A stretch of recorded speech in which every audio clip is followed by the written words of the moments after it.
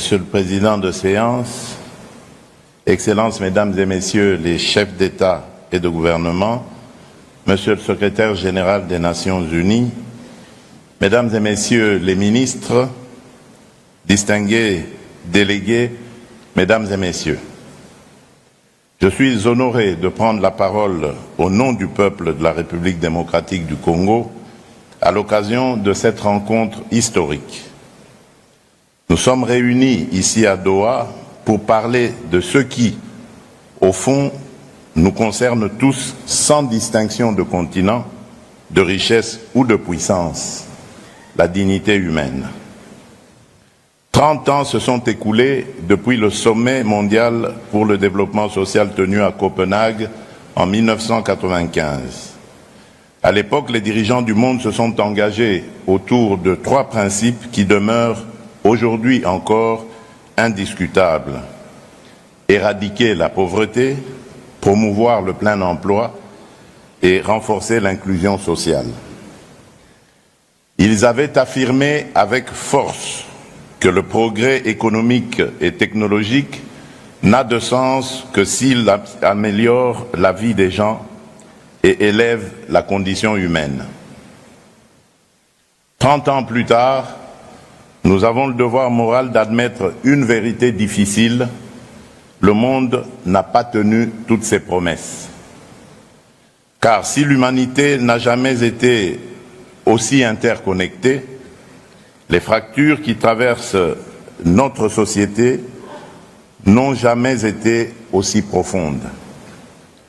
Nous voyons aujourd'hui coexister, parfois dans le même pays, parfois dans la même ville, une minorité qui a accès à tout et des millions d'êtres humains qui n'ont accès à presque rien, ni à l'éducation, ni aux soins, ni à la protection sociale, ni même à la sécurité la plus élémentaire.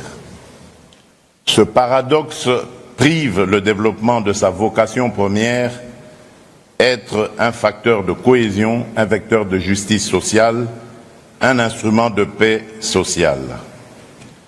Pour la République démocratique du Congo, cette question n'est pas théorique. Depuis 3 décennies, mon pays fait face à des cycles répétés d'agressions armées, à des déplacements massifs de population, à des millions de morts et à des millions de déplacés internes. Pourtant, malgré la souffrance et malgré les pertes, notre peuple a choisi la résilience. Nous revenons aujourd'hui à la table du dialogue mondial pour contribuer, aux côtés des autres nations, à la réinvention d'une nouvelle alliance internationale fondée sur l'équité, la solidarité et la responsabilité partagée. Mesdames et Messieurs, dans ce contexte de tensions géopolitiques, de crise sociale, d'instabilité économique, de bouleversement climatique et de transition technologique rapide, nous n'avons plus le luxe d'un développement abstrait. Le développement social doit redevenir le cœur battant du développement tout court. C'est le choix que la République démocratique du Congo a fait. Dès le début de mon mandat, j'ai engagé le pays dans une transformation profonde de notre modèle de développement, rompre avec une vision purement extractive et centralisée pour bâtir une économie tournée vers l'humain, vers la justice sociale, vers l'égalité des chances entre territoires et vers la paix. Cette orientation repose sur 3 convictions. La dignité ne se négocie pas, l'égalité d'accès aux droits fondamentaux n'est pas un luxe, aucune paix durable n'existe sans justice sociale. Pour rendre ces principes réels et vérifiables, nous avons lancé des réformes majeures. Premièrement, la protection sociale. La République démocratique du Congo a entrepris une réforme ambitieuse fondée sur la couverture santé universelle. Depuis 2023, les soins sont gratuits pour les femmes enceintes, les mères et les nouveau-nés. Cela signifie que donner la vie ne doit plus être un risque financier, ni une condamnation à la précarité. C'est une avancée historique vers l'accès équitable aux soins pour les plus vulnérables. Deuxièmement, l'éducation. Nous avons rendu l'enseignement primaire gratuit depuis 2020. Plus de 5 millions d'enfants ont pu aller à l'école ou y retourner. 5 millions d'enfants. Ce sont 5 millions d'histoires individuelles qui ne basculeront pas dans l'analphabétisme et l'exclusion. Pour consolider cette réforme et lutter contre l'inégalité des chances, nous déployons un programme national d'alimentation scolaire afin qu'aucun enfant n'abandonne l'école parce qu'il a faim. Troisièmement, la cohésion territoriale. Notre pays est vaste. Pendant trop longtemps, cette immensité a été le prétexte à l'inégalité. Nous avons décidé d'y répondre par un engagement concret, le programme de développement local des 145 territoires qui composent la République démocratique du Congo. Lancé en 2023, ce programme vise à reconnecter l'ensemble du territoire national et à réduire les écarts entre les centres urbains et les zones rurales. Sa première phase prévoit la construction de 2136 ouvrages publics, écoles, centres de santé, bâtiments administratifs. À ce jour, 1011 infrastructures sont déjà terminées et plus de la moitié des autres sont en cours de finalisation. Ce n'est pas un concept, ce sont des salles de classe qui ouvrent, ce sont des maternités qui fonctionnent, ce sont des services publics qui redeviennent accessibles.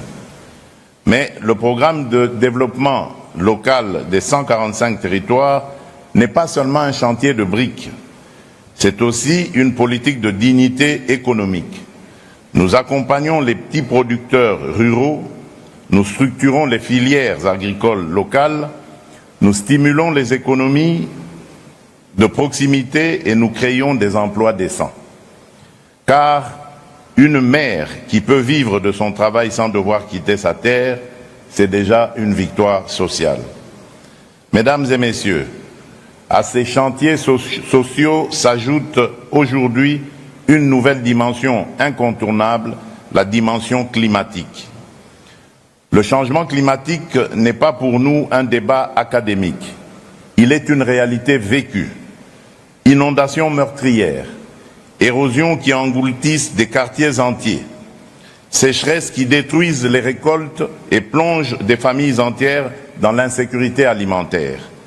Dans ce contexte, le bassin du Congo est à la fois un rempart écologique pour l'humanité et un levier stratégique de développement pour notre pays. La République démocratique du Congo continue d'honorer ses engagements climatiques avec sérieux, mais le sous-financement chronique de l'adaptation et de l'atténuation freine la mise en œuvre des objectifs de développement durable. Nous le disons clairement, sans justice climatique, il n'y aura pas de justice sociale durable. Nous attendons donc une transformation profonde du financement international.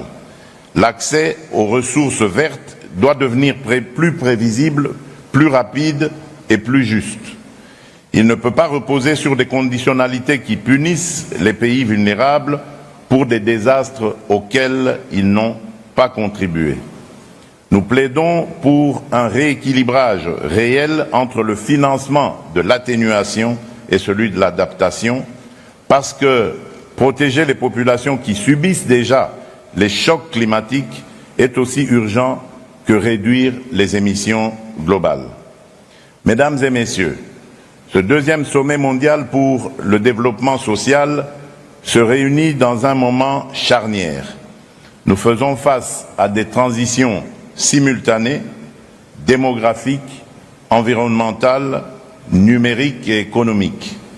Si nous échouons à les gouverner de manière juste, elles deviendront des facteurs d'exclusion supplémentaires. Si nous les maîtrisons collectivement, elles peuvent devenir des accélérateurs d'équité. Le développement social ne sera crédible que s'il est vécu dans tous les territoires, y compris les plus reculés, y compris les zones meurtries par la guerre. Ce que nous construisons avec le programme de développement local des 145 territoires est une méthode que nous offrons au débat international. Reconnecter le pays par la santé, l'école, l'administration, l'activité économique locale et donc restaurer l'égalité républicaine dans l'accès aux droits. Ainsi, nous avons besoin d'une solidarité qui ne soit plus verticale, donateur d'un côté, assisté de l'autre, mais d'une solidarité fondée sur la reconnaissance mutuelle des responsabilités et du droit à la dignité souveraine de l'État, de chaque État. Nous l'avons dit dans nos engagements récents, la coopération internationale ne doit pas être un système permanent de dépendance. Elle doit être un pacte d'égal à égal où chacun rend des comptes à l'autre. Notre ambition commune doit être que d'ici la prochaine génération, les principes de justice sociale ne soient plus seulement proclamés dans des sommets comme celui-ci, mais vécus dans la vie quotidienne de chaque citoyen en Afrique, en Asie, en Amérique latine, dans les pays du Nord comme dans les pays du Sud. Cela exige du courage politique. Cela exige de regarder en face nos contradictions. Cela exige de mettre fin à l'idée que certains peuples seraient condamnés à l'instabilité, à la pauvreté ou à la guerre. La République démocratique du Congo croit en un avenir où la justice sociale cessera d'être une promesse et deviendra un droit collectif et effectif. Elle y travaille chez elle, chaque jour, malgré les épreuves. Elle est prête à y travailler avec vous, à vos côtés, dans un esprit de responsabilité et de respect mutuel. Vive la solidarité mondiale, vive le développement social. Je vous remercie.